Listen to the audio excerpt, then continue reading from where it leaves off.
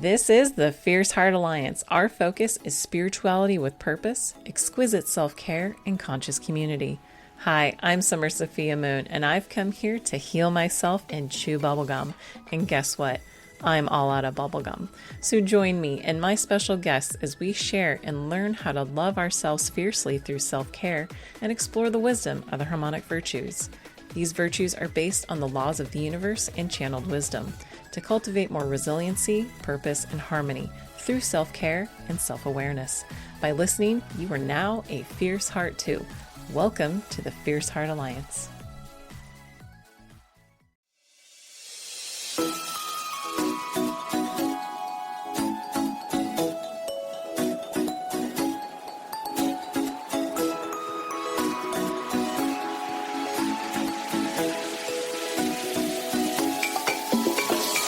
This is the Fierce Heart Alliance, featuring the harmonic virtues, a self-reflective practice to understand virtues based on the laws of the universe, ancient teachings, and channeled wisdom. We can apply these virtues to everyday life to fully participate in our personal evolution by cultivating resiliency, purpose, and harmony through self-awareness and self-stewardship. Hi, I'm Summer Sophia Moon, and I've come here to heal myself and chew bubblegum, and I'm all out of bubblegum. So join me and my special guests as we share and learn how to love ourselves fiercely through self-care, explore the wisdom of the harmonic virtues, and grow our conscious community together. By listening, you are now a fierce heart too. Welcome to the Fierce Heart Alliance.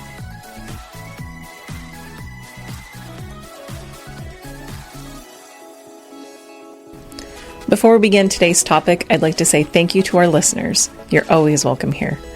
Thank you to our ancestors, spirit guides, and friends who are assisting us today.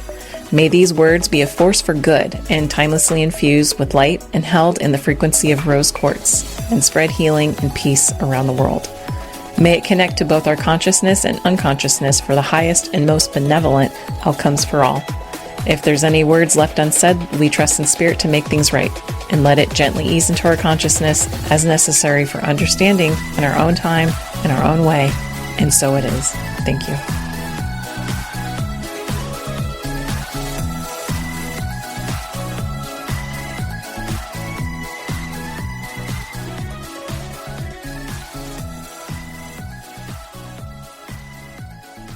Hey Fierce Hearts, today is the interview episode for the Virtue of Love, which is located on the inner levels of the harmonic virtues in the metaphysical level. These are foundational elements and building blocks of consciousness. Virtues are lessons that can impact our everyday life and relationships, and they're ever evolving, ever shifting, and developing as we mature. And like a beautiful garden, they require some tending and some management to keep healthy and vibrant. So my guest today is Eliece Hammond, and she joins me here today to talk about all things love and different ways we go about it. Eliece and I met when she was navigating her journey of self-discovery and healing, which she feels is leading to self-actualization and also loving herself. So Eliece, welcome to the Fierce Heart Alliance. Thank you. This is exciting. Thank you for having me. Absolutely. Thanks for joining. So before we get into questions, I thought it would be good to talk about love in the different ways that it can show up in our life. And so I've done a little research and I've combined a couple different types of love. So we have platonic love, crushes, infatuation love, friendship, romantic, compassionate, limerence, which I guess if you've ever felt madly in love with someone but never wanted to express it, I guess that's limerence. That one was new to me. Yeah. Unrequited love, which is one-sided love. Selfish love, which is also known as narcissistic love because the person who's selfish only cares about their happiness and not their partner's. Animal love, the love for your pet. Admiration love for a famous person. And unconditional love, which is full acceptance of the person's flaws and loving them without conditions. Wow, so we're going to get into more of, yeah. At first, I didn't think that we had very many different types of love in the English language, but then after doing this research, I realized that, wow, we actually do have different categories. Interesting. Yeah. Are they really love though? That's a good question. Is it? uh, I guess. I I mean, guess it can be an expression of like some kind of appreciation for something or someone.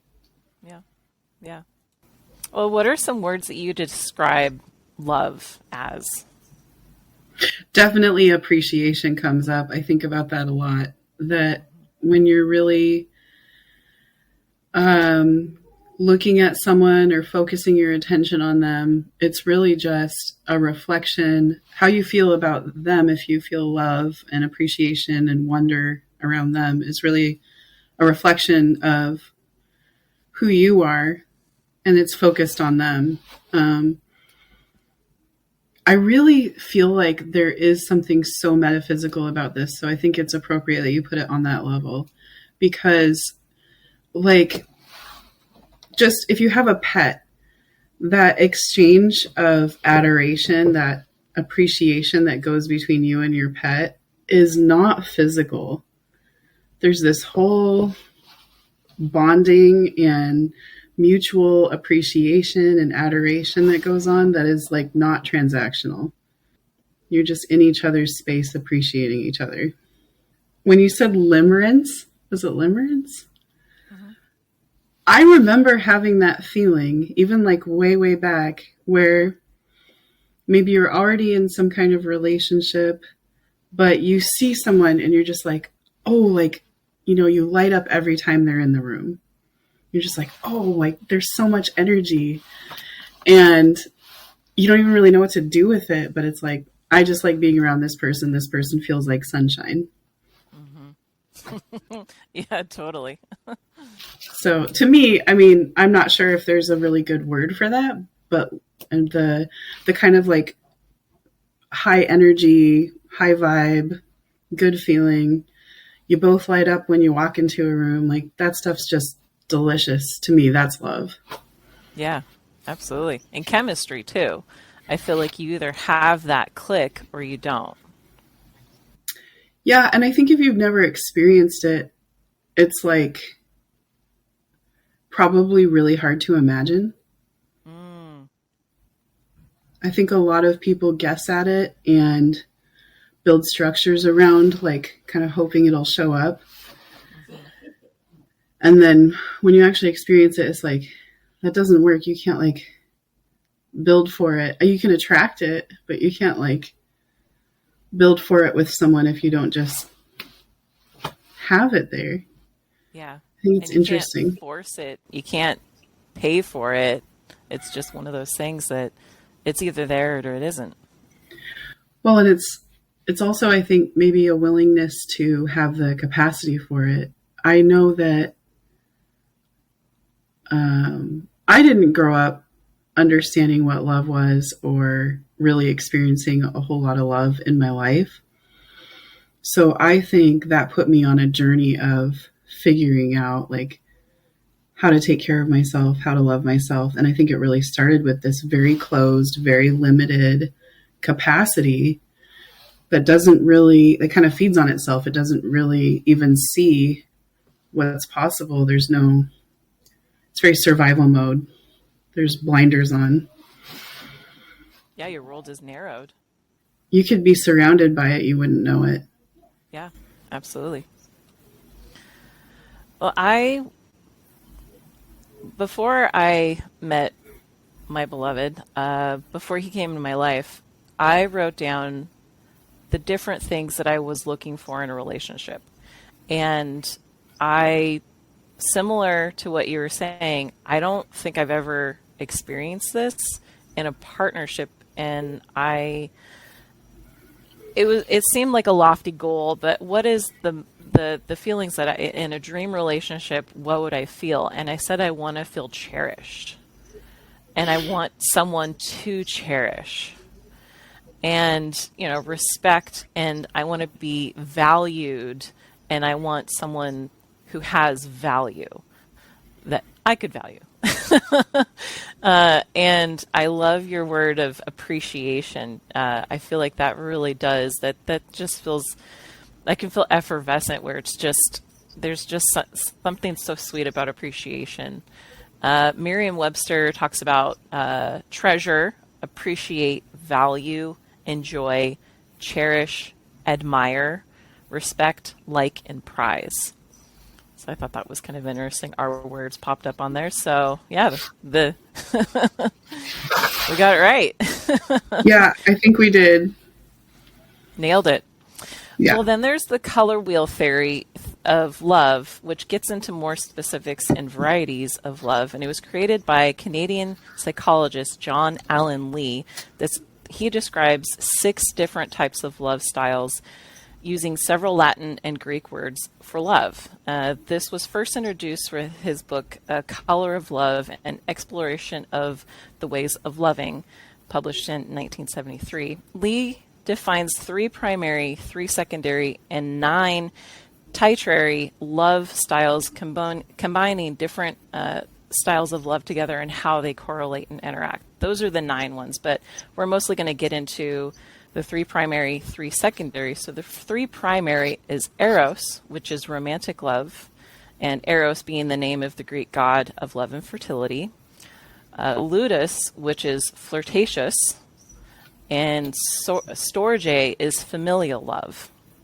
You know, when we hear familial, I think family, and I go to, okay, my family of origin that I grew up with. But as I've gone through my journey, I'm realizing that familial also can be our family of choice and not necessarily who we grew up with. And so there are friends of mine, and, you know, they might be different ages than me and different paths, but there's still this, I love them as a brother, I love them as a sister, and it's maybe even a deeper love than I have for some of my, you know, family that is kind of disconnected. So yeah, I don't think that it has to be family of origin. That was going to be my point.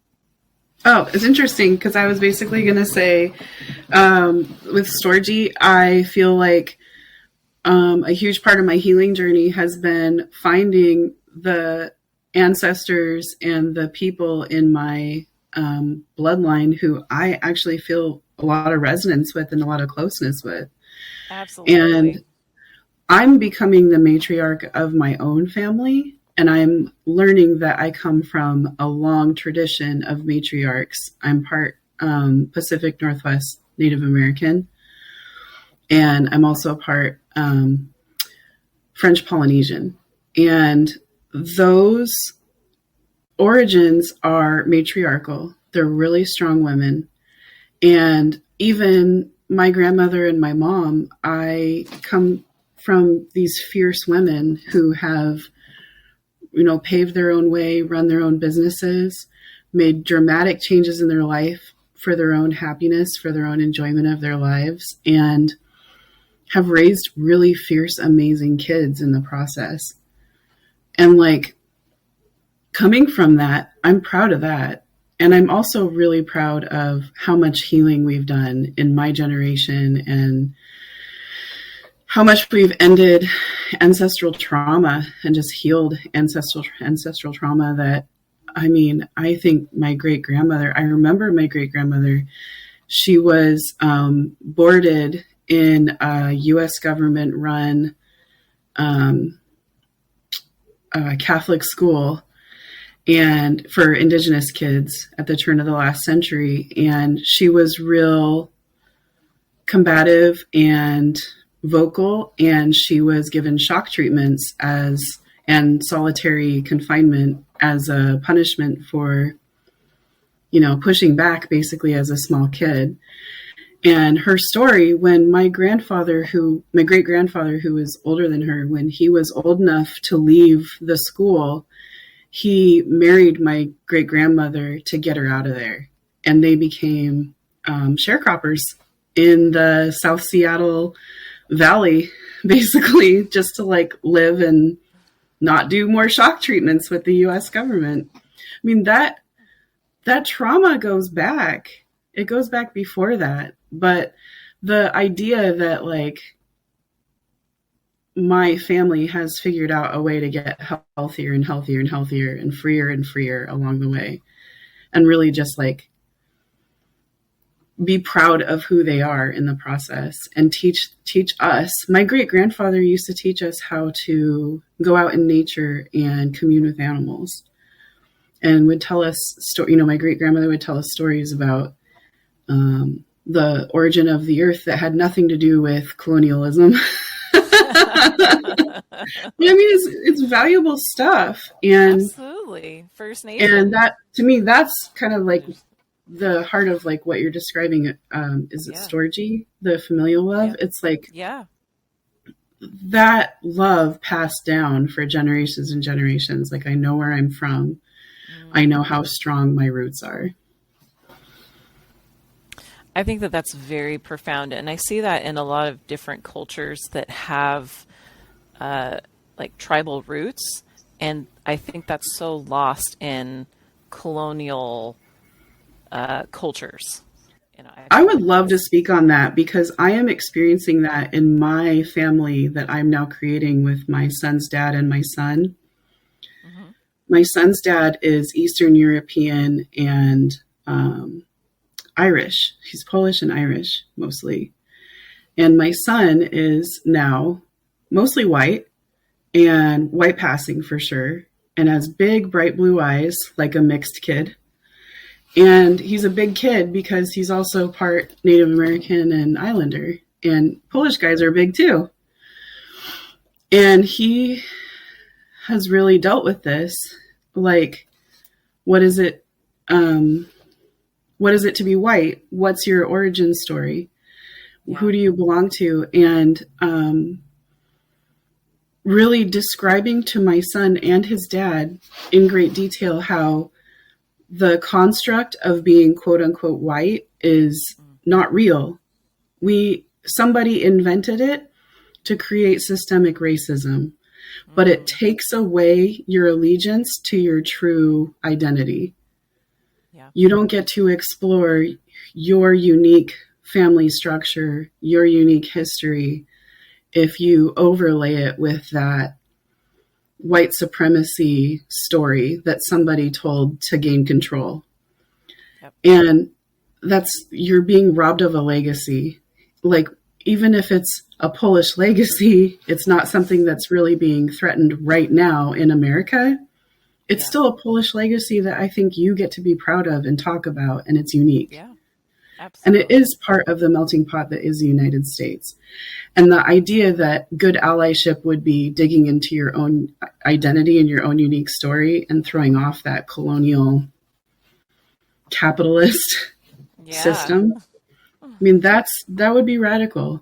And I really am pretty determined to raise my kid knowing Polish traditions, Irish traditions, along with Islander and, Pacific Northwest. We're very Pacific Northwest.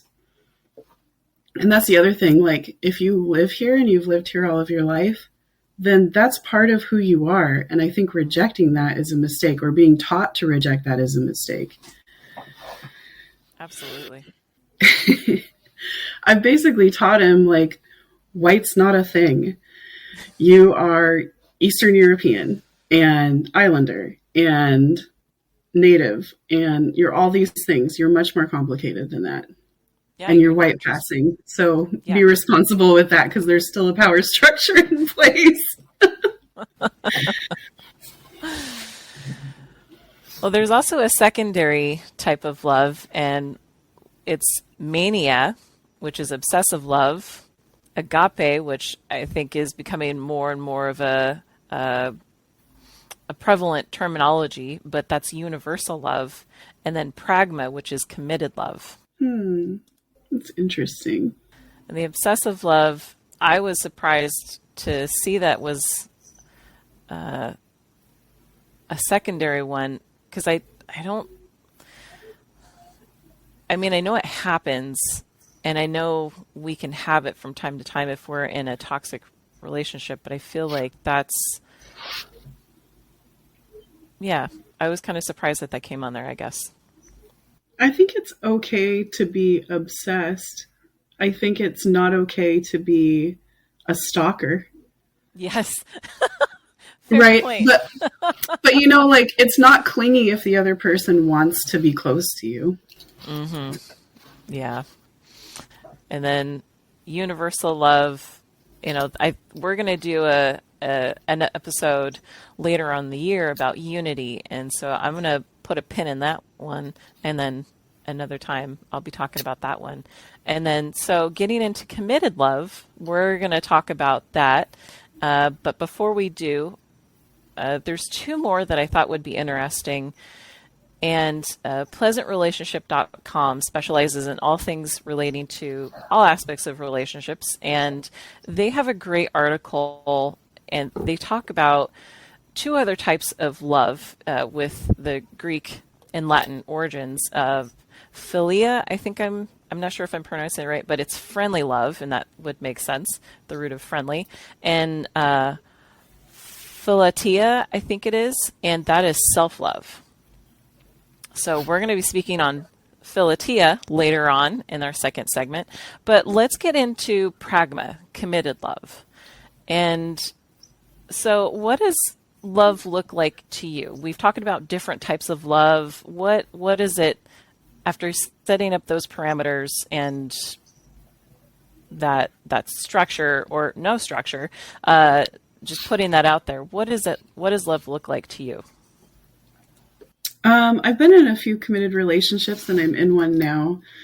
And one of the things that I've dealt with actually a lot this year is how does it manifest in physical reality if you're in a relationship for a long time? Mm-hmm. So,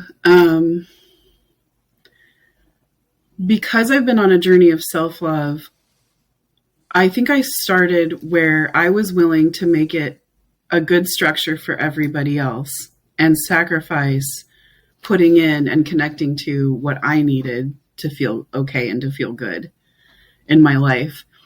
And when you're in a committed relationship and you balance it that direction, it's just like a lack of receiving. Mm-hmm. It's a disconnection. It's like you'll be enmeshed on one side. It's totally imbalanced on the other side. Yep.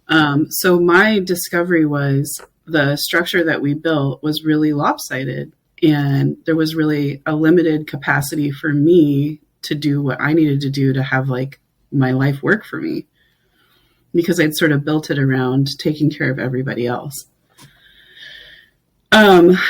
My partner, his reaction to that was to kind of burn it down. He wanted to get out of my way so bad that he just went like, here, have all the space you could possibly need. And it left a vacuum. And so then I spent most of this year struggling with like, what do I build instead?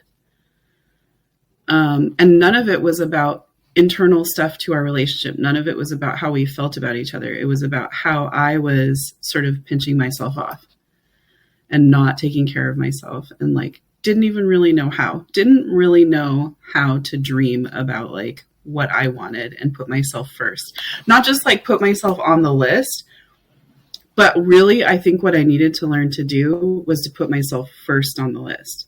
Like non-negotiable. Mm-hmm. I'm the main character, that main character energy thing that's been coming up lately. You're the common denominator. I have to apply my own mask first. Yes. And that learning, that kind of goes back to the ancestral thing too. I am very keenly aware. I remember saying this to my mom when I was a kid. If she took care of herself, I would know better how to take care of myself. Mm-hmm. If she would only figure out how to put herself on the list, I would know just by her doing that.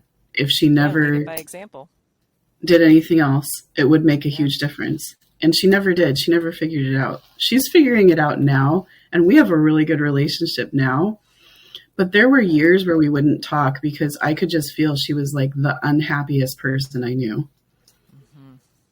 It was just so devastating to watch at some point. It was just like, I can't, it's my mom. I can't watch it. I can't do it, or I will fall into it. So now I think committed, really started with a new commitment to myself.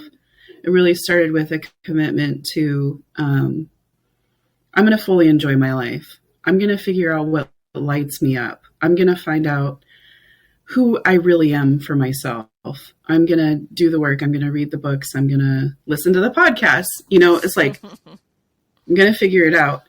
And that was everywhere in my life. It just kept showing up everywhere. In fact, it showed up in my job so dramatically. That's how I met you. It showed up in my job so dramatically that I had this realization that you can't really do work that's unfulfilling and love yourself. Mm-hmm. And it has to be, it's not like a really narrow definition, but it has to be something that really lights you up in every way. It has to really feed you. And you have to know how to have that communication with yourself. Like, what am I leaning into? What is actually working here? Like,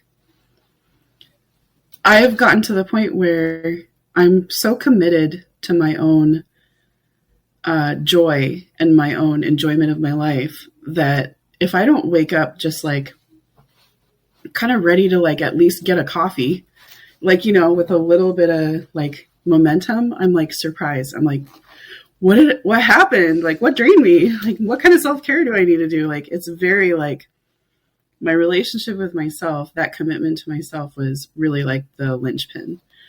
And then I have a relationship, an amazing relationship with an amazing guy that I met the first time I was willing to go look for someone who fit the definition of what I thought I wanted in my life.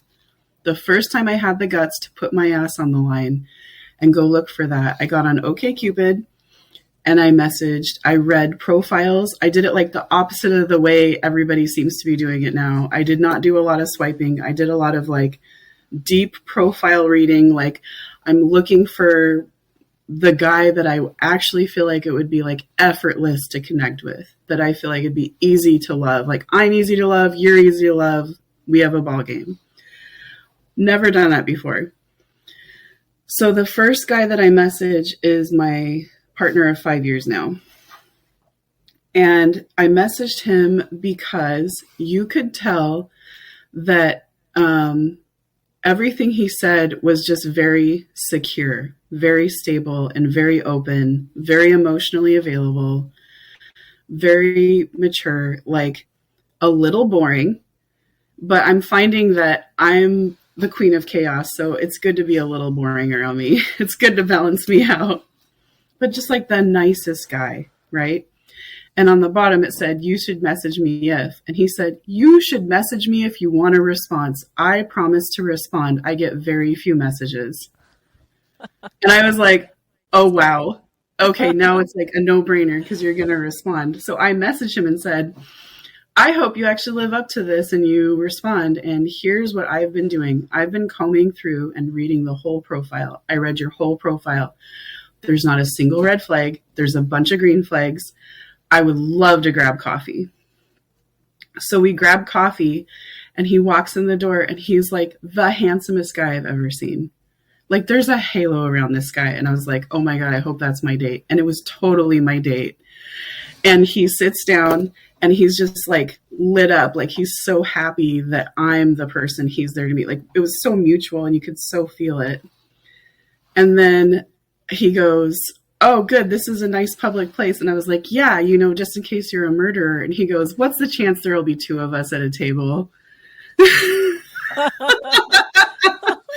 I was just like it was what so are the odds? And the whole conversation was like that. It was so funny.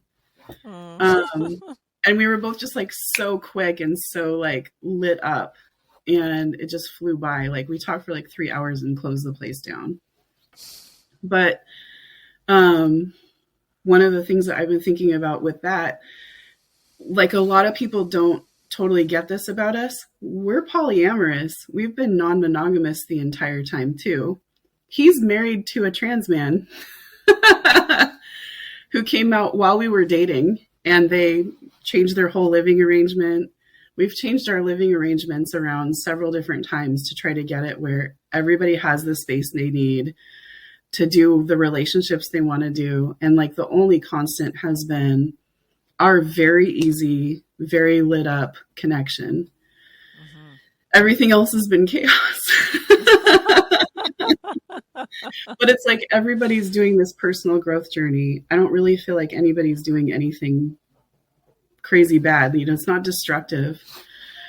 And I think it's kind of the reason everybody's on this crazy personal growth journey is we've created this baseline with each other, and it's having this ripple effect on the world around us. And that can't be a bad thing. I will say one of the experiences we've had is when somebody new tries to come in to our little group and they're not so healthy, they're kind of displaying toxic traits or doing kind of boundary stomping things, they don't last long. It's just really clear that that doesn't work. And we can, sometimes people step in it. I step in it and we can clean that up. But like, if they're not game for cleaning that up and moving forward, they don't last. They just don't. You can't be in this environment. It's probably excruciating to be in this environment if you are hiding or not growing. And that's really what I'm trying to speak to. Like at the beginning of the year, he and I were living together, and now we have our own separate spaces because I needed more space for parenting, for building a family house for my kid. And he needed more independence to explore other relationships. And it's like, okay, but you can't do that here. So let's create more space. And it turned out that we spend a lot more time together that way than we do the other way, because we're not trying to like create more privacy and more, we kind of outgrew each other in that regard. But I don't think it's bad. I think it's nice. Like I kind of get to have my cake and eat it too. I get to have the family structure I want, and the household that I want, and also the relationship I want. And the pets I want around too. I love animals, so you get to have all the pets. Yeah. Well, you talked about committed relationship. Like, what are your thoughts on monogamy? Do you think it's a forced construct, or is there a natural desire for people to want to be monogamous or have that commitment, I guess we could say? I think monogamy is really attractive. I've always felt like there's part of me that's like, well, wouldn't that be less complicated? But I don't think it is less complicated in reality. I think it's really just a personal choice, like what fits you. But I'll tell you the difference, because a lot of people who haven't experimented with polyamory or non-monogamy or any kind of open relationship probably don't know the difference. First of all, the reasons people do it are pretty varied. The reason I did it is I am so extra. And I felt like I was attracting a lot of people that just didn't have capacity for me. So my theory was I'll go look for people that I naturally connect with, and I'll be non-monogamous so I can just sort of spread all of my love evenly over a whole group of people, and then I won't like overwhelm anyone. That was my theory. The reality is the right people have plenty of capacity for me. My partner has way more capacity for me than I could ever fill. And I think discovering that is part of the joy of experimenting with it. So really, I think I was just willing. I got to a point where it was too excruciating to be in these relationships that were limiting my expression of myself. And so my way out was, okay, I'll just have more people. My life day to day is pretty much a monogamous relationship with extra people around that I have commitments to. So I only have one romantic partner, but I also have my son's dad, who I'm not married to anymore. We've been divorced for like 6 years. But we're best friends and we get along, and we've sort of gotten it complete in a way that I think is unusual for monogamy. And I think that probably why that's true is we're queer. We're both queer in a way that doesn't really fit traditional heteronormative style anyway. So it was sort of like an impetus to try something different and try something more healing. When you think about divorce in traditional monogamous marriages, it's like this terrible thing, or cheating, or any of the sense of betrayal that people create and the drama they create in their relationships. I feel like that's not giving yourself the love that you deserve. You can do better. And maybe that's part of why, like, I started out as a people pleaser and now I'm kind of like a me pleaser. Maybe that's part of why I'm not willing to do that. I'm not willing to Yeah. burn a bridge if I don't have to. I'd much rather dismantle it and build something else. And you were So brave. yeah, so now my non-monogamous journey kind of looks like I can flirt with whoever I want, but I don't really have the time for them. And I already have a partner who has all the capacity I'll ever need. And so it's just nice to have the psychological freedom to just create the construct I actually want instead of feeding into a more traditional mindset. But I think it's a lot of it's psychological. Just feeling like you have some freedom of expression. Yeah.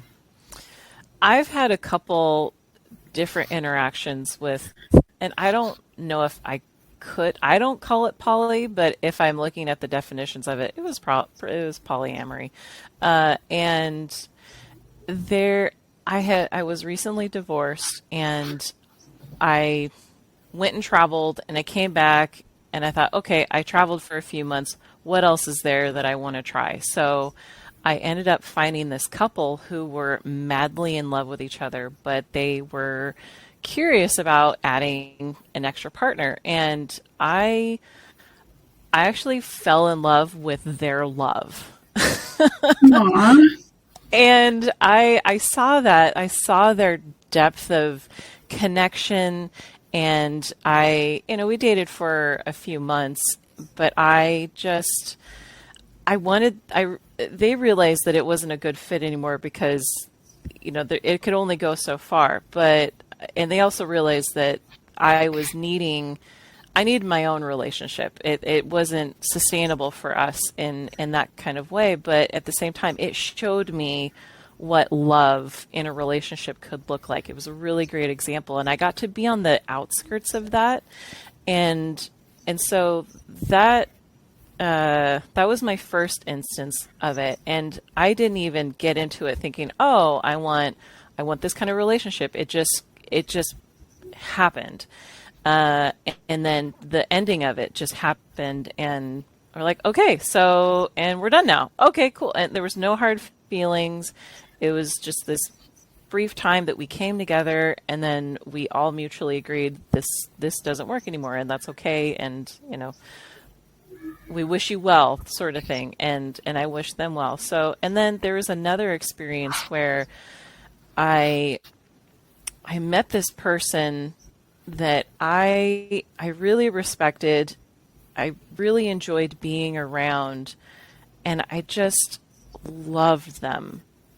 And it was a really confusing time because I had these really strong feelings for them, but then I realized that when we started to, he tried to kiss me, and then I realized no, that's not right. That doesn't feel good. And I realized that I loved him like a brother, and it did take some teasing apart to understand what these feelings are, but I'm an only child, and I loved him like the brother that I've never loved before. And it was this really deep, profound love. And he would go off with, another woman or something like that. And once I realized that, oh, I love him like a brother, yeah, I don't care. Go do you. Take off. Go be with whoever you want. I love you. It's all good. We would go hang out, and he would have parties, and like all kinds of people would hang out and, just socialize and whatnot. And so it was a really great time once I had my understanding of what it was between us and what was true for me. And he thought that maybe there was more there. And I would say, I don't want to cross that bridge. It was just very true for me. And then I ended up dating another guy and realized I have the capacity to hold the deep love I have for this person. And then, I have this crush, and I'm starting to build a relationship with this other guy. And this was a number of years ago, but realizing, wow, is this polyamory? This might be polyamory. And okay, I think I can kind of get it, but maybe it's not polyamory. I don't know. But whatever it is, wow, I have that capacity. And so that was really fascinating. And then hearing your story, and then thinking about the different types of love that we talked about, I was kind of thinking, what really is polyamory? I mean, typically it's when you're in a relationship with another person and you're having this romantic connection or some kind of connection with another person. But I was thinking that polyamory could also be this bigger thing of the love that you have for your family, the love that you have for your pet, the love that you have for your friends, the love that you have for, insert whatever. It poly could be anything. It's love, it's multiple love. That's what I see polyamory as. It could be anything.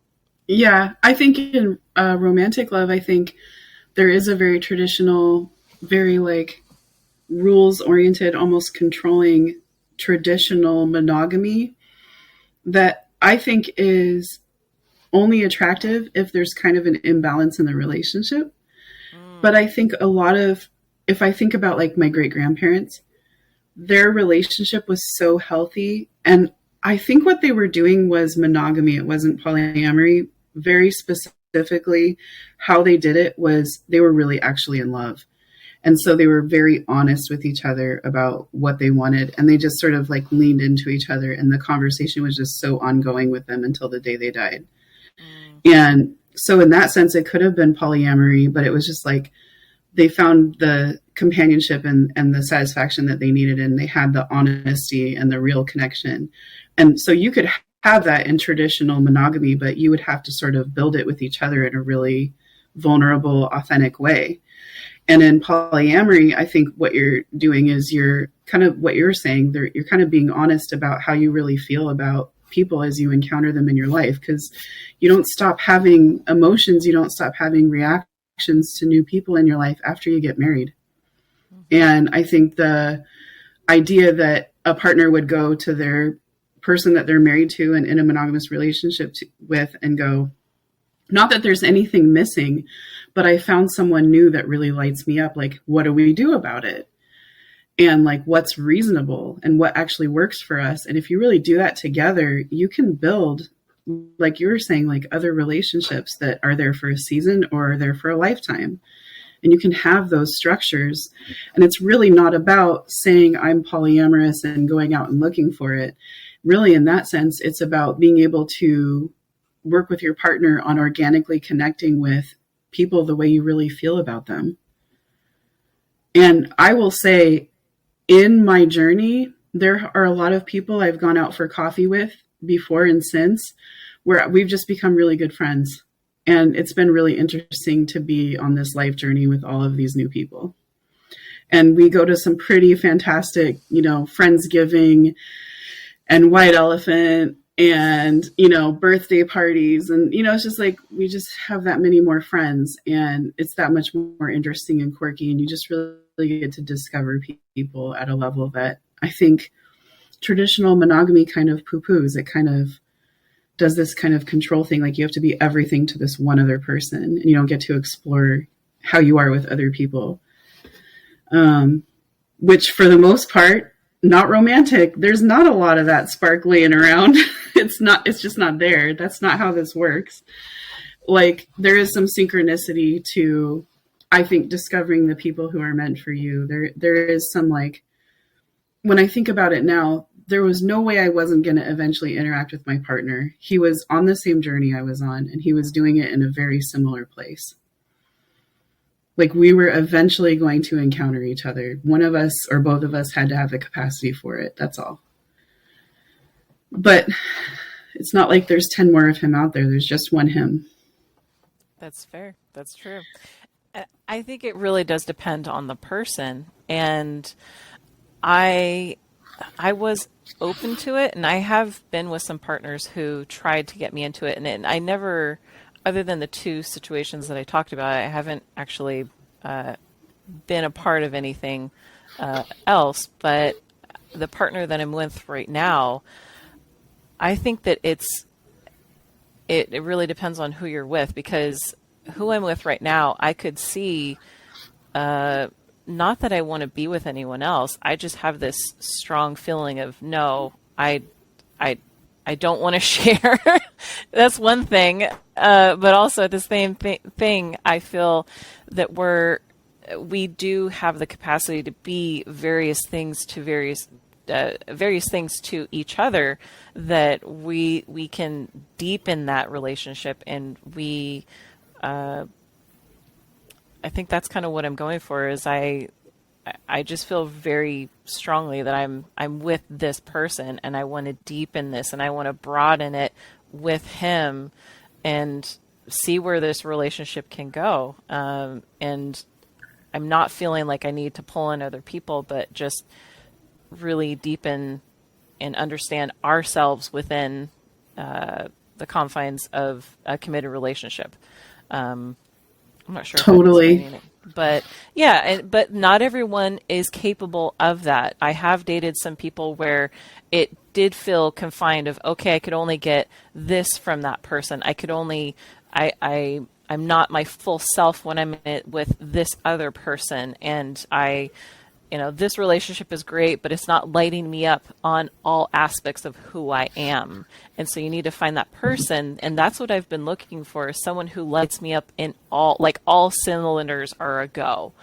And that's what I've been looking for. And I think that's who I found. And I feel like I am hopefully that to him too, where we have these different sides of ourselves. And he's like such a paradox, kind of like you're talking about your partner, where he's a really good guy. He's Mr. Congruency, as I've mentioned before when we had our talk outside of the episode. And but then there's this wild side to him and this passionate side to him. And when I first encountered him, I was like, who are you? You're such a paradox.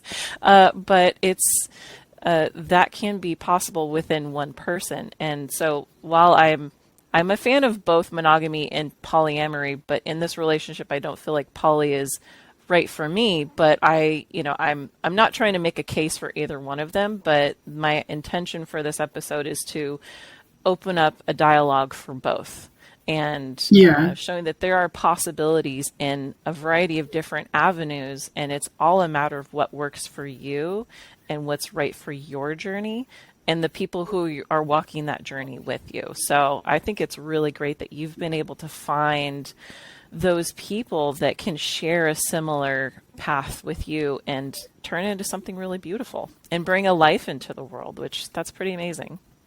Yeah. I have a few things to say about what you just said, though. I think this is really interesting. Here's some stuff that I've learned in being non-monogamous, because I really didn't think I wanted it initially. And then I was like, no, nobody has capacity for me. People get to be who they are around me because I've figured out how to free myself and be who I am. So I shine real bright and real authentically in my relationships.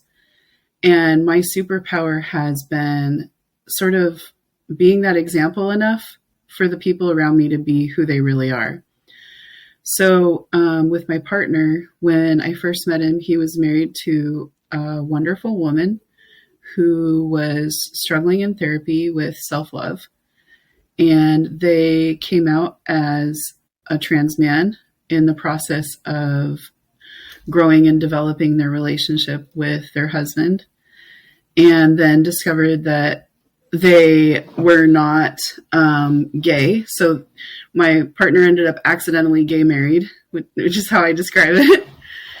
And just, he's queer, but his now husband is not. He's straight and not non-monogamous either. Doesn't really want to be polyamorous. Just wants a wife, basically. So that put them in a really interesting place, because my partner, being the guy that he is once he's in your corner, he's never leaving your corner. He's loyal to a fault and super straightforward. So he's like, well, how do you want me in your corner? And they are platonic pretty much, and they are best friends, and they are very much in each other's lives daily, and they don't live together, and they have romantic relationships away from each other. And I don't even know if they talk about it. I think it's probably pretty healthy that they don't, because that's not part of their relationship. But I think one of the things that I learned in that is this term compersion, which I know I was part of that. I know I was a bit of a linchpin for that, because when I showed up authentically, my metamor, his name's Sean, discovered that he could be himself and it would be okay. It would be safe to make these huge changes and transitions in his life. And he would be better for it. He is better for it. He's much happier for it. And then sharing the strength of the relationship he already had with my partner, and just like sharing my partner in that capacity, especially for that transition time. I didn't see my partner for months. He was gone a lot. He was busy supporting this guy going through this massive life change. Oh, sure. But I think, yeah, it is really hard to share him. On the flip side, though, being his support person, being his partner through that, and getting to be part of that, and having the structure built so that, you know, there's just that much more love in the world. There's just that much more compassion, that much more tolerance. Like, we can do this differently. We can all be who we really are. That, I feel like, is such a huge payoff. Like, being willing to do it differently and have everybody win. And, you know, what they say is lonely at the top. Not if you do it right. There's way more people at the top if you do it right. And then the other thing that we've discovered along the way, and I think this is really valuable for me, because I would always try to make people in my life happy, and discovering that my worth is innate and happiness is an inside job, both gave me a whole new level of responsibility towards myself and let me off the hook with everybody else. It's like, okay, I can make my partner uncomfortable. You know, he can adjust for me if there's something I really need. And I also am responsible for communicating that and making space for it, and not making him wrong if he's not doing it. It's not his job. He doesn't owe me attention. He doesn't owe me happiness. Not his job. His job is to be in my corner, and he's good at his job. But yeah, so the thing about that is, like, it's not like it's fair. It's not like you always get the same balance of attention. In a monogamous relationship, it's like all your relationship energy belongs to this one person.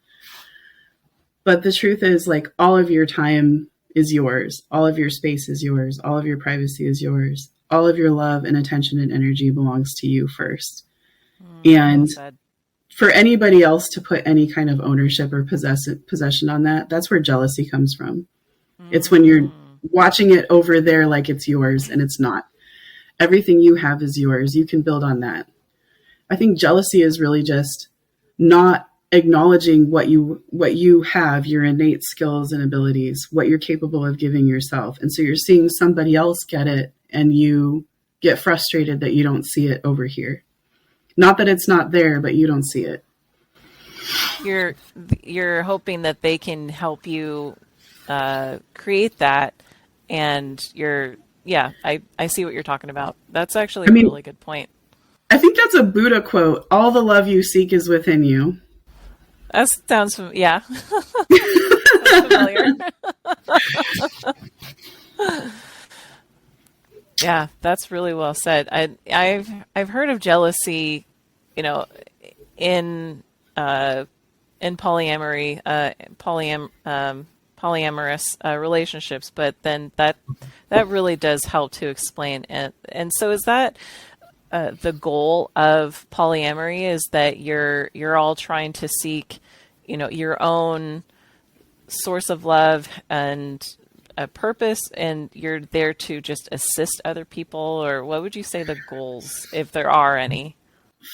I think it changes. I think it depends on the person, because there's different levels of opening a relationship. A lot of people have a nesting partner or a main person, and it's kind of a hierarchy. So it's like everyone outside of that is more of a dating level, or just like a friends or friends with benefits. Like, and I think that it's really important to keep it ethical.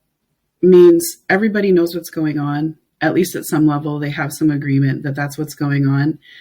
And everybody's getting what they need. It's not that other people have to provide it, but sort of this agreement that you'll say something if it's not working. So there's a lot of communication. But I really feel like, for me, I know there's the 5 love languages, but I feel like wonder and curiosity, novelty and adventure are big love languages for me. And that requires plenty of people to interact with. And I don't really necessarily feel like it requires people to interact with romantically or sexually, I just feel like I need the boundaries to be that this person can show up exactly how they really are. They just need the space to show up and like just be themselves, and it's really not that weird. Yeah. You know, it just took that to get to the point where they felt free enough to just be themselves. And it turns out it's just like a bored housewife that just really wants to go to the spa more often and get lunch once in a while. You know, it's like not romantic. It's like, we're friends now. Cool. And I feel like that is love, but it's not earth shattering stuff. It's just a new version of a quilting circle, you know? Like, we've always had versions of this. It's not like it's brand new. And also, if you think about it, like, there's a lot of traditions around not so ethical, or at least not outspoken non-monogamy. Mm-hmm. Like in Europe, I would not say that my structure is uncommon in, say, France or Spain or Portugal or Turkey.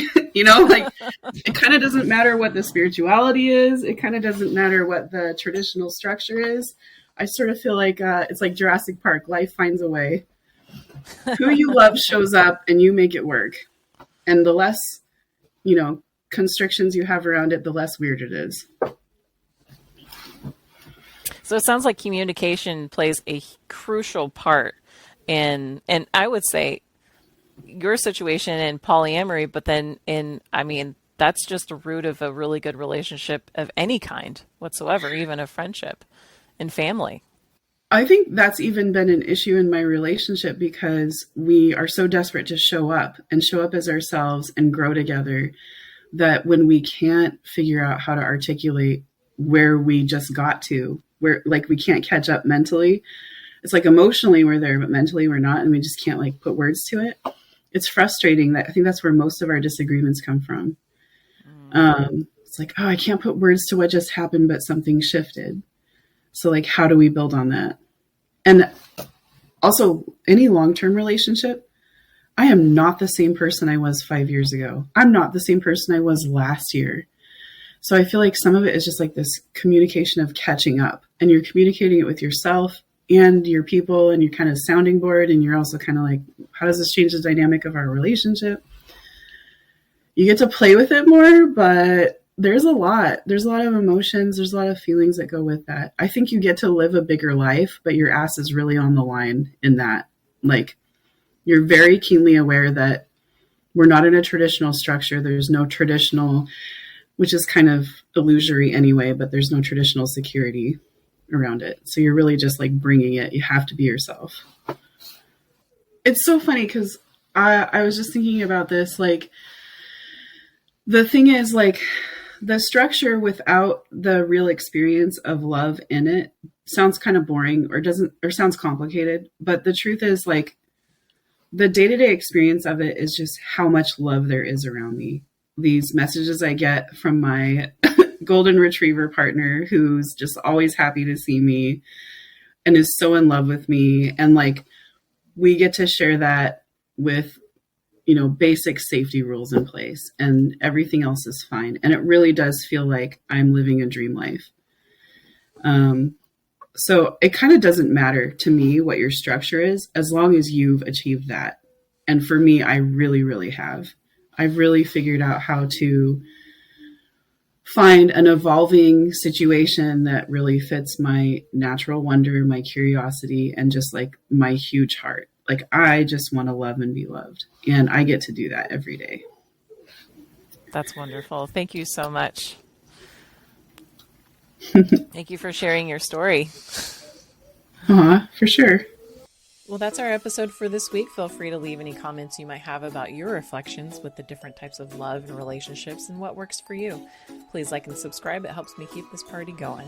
You can follow the Fierce Heart Alliance on Facebook and Instagram for weekly inspiration.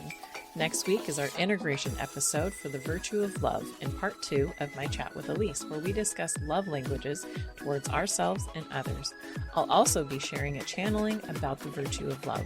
Take care, Fierce Hearts. Till next time.